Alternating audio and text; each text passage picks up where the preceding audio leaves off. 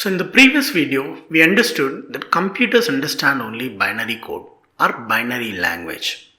And we as programmers write our programs in high level languages or what we generally call it as a source code. And we understood that we need a translator which should convert the source code into the machine code. That translators are called as compilers.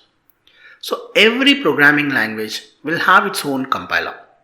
Example, C language will have its own compiler, C++ will have its own compiler, and Java will have its own compiler. So the compiler will have two primary responsibilities. The first responsibility of a compiler is to perform syntactical analysis. So before actually converting the source code into machine code, compiler performs syntactical analysis.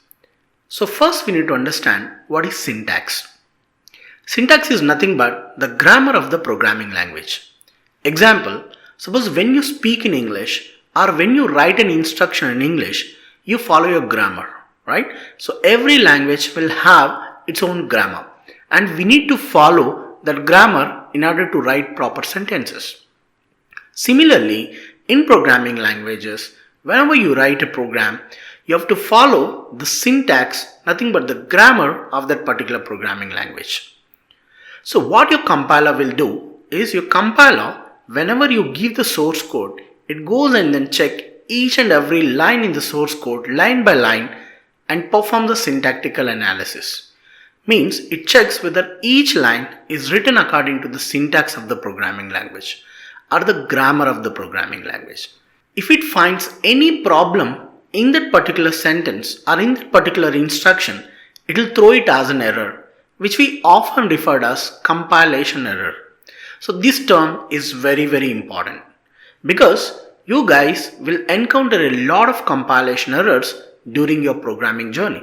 So whenever you encounter a compilation error, it means that there is a problem in that particular line in the syntax of the programming language. So your compiler will not able to convert that into machine code. So it throws as a problem of the particular syntax. So you as a programmer need to fix that compilation error. Nothing but you have to fix the particular instruction according to the grammar of the programming language. Hey, thanks for watching our content so far. If you're new to Training Monk, we're the fastest growing technology training company and create content to help freshers like you to master the disruptive technologies like full stack development, AML, cloud, DevOps, etc. If you like the content so far, please subscribe to our channel and hit the bell icon not to miss any new content from us. Like and share this video with all your friends. Let's build your career and the community together. So understanding syntax is very important as a beginner. The more compilation errors you fix, the more confidence you will get on the syntax of the programming language. Now, the second responsibility of the compiler is if your source code does not have any compilation errors or if your entire code is according to the grammar or no compilation errors, then your compiler converts the source code into machine code. Nothing but the human readable format of the code to the machine readable format of the code.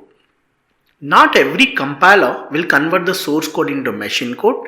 It depends on programming language to programming language. Example, C compiler converts the source code into machine code directly.